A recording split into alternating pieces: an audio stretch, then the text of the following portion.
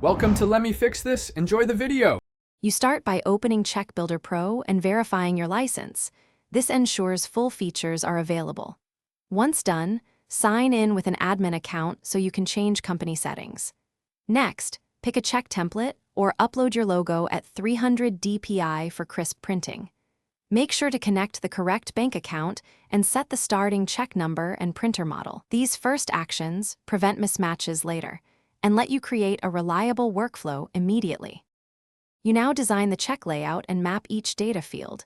Map payee, amount, date, memo, and signature zones so values drop in exactly where needed. Once mapped, import a CSV for batch checks, but validate the first 5 rows to catch formatting issues early. Then configure printing offsets and run a test print on blank paper.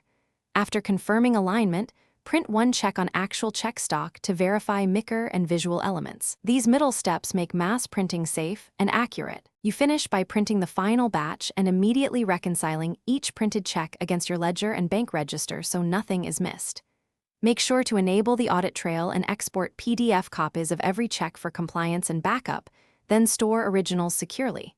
If a printing problem appears, pause printing and adjust offsets by small increments, 0, 5 to 1, 5 millimeters, then retest a single check. This troubleshooting step fixes alignment without wasting check stock and keep. Thanks for watching. If you found this helpful, don't forget to like and subscribe.